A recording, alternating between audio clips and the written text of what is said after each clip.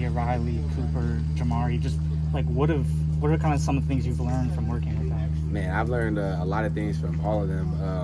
One common thing they've all taught me is just about being patient.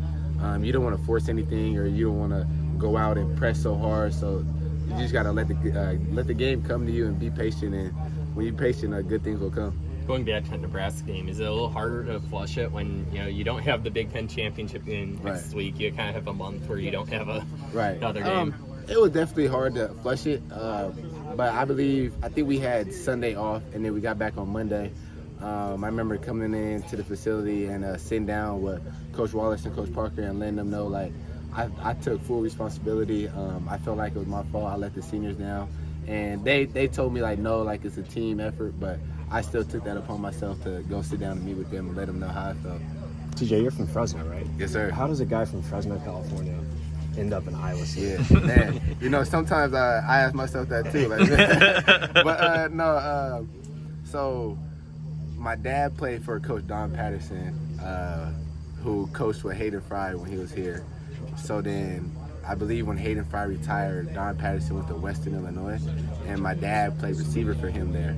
And so during my recruiting process, I wasn't getting recruited by too many Big Ten schools, and my dad wondered, like, he knew I was good enough to play, but dads, they want to see what other coaches think. So he asked his former coach, how'd I look, how'd my tape look, and then he said I looked really good, and he got it to Coach Parker and Tyler Barnes, and ended up contacting me, and now I'm here today. Where else were you being looked at? You said not many Big Ten schools. Was Fresno State anyone? I mean, I imagine some West Coast schools. So most of the Mountain West. Yeah. I had some Pac-12s, and then the only Big Tens I believe were Iowa and Michigan.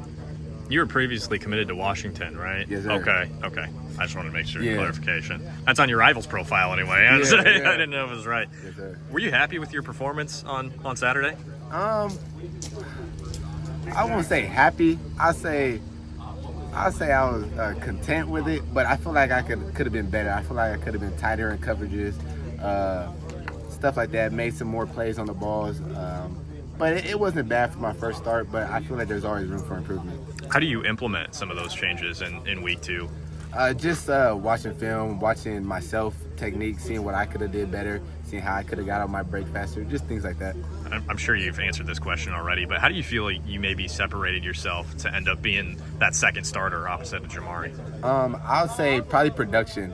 Coach Parker preaches a lot about production and then consistency, and I feel like throughout fall camp, I was just being very productive and consistent days and just stacking day upon day, and just going out there and try to be the best player each and every day. I want to ask you about a couple Iowa receivers. So first of all, Reese Vanderzee, great game last week. Yeah.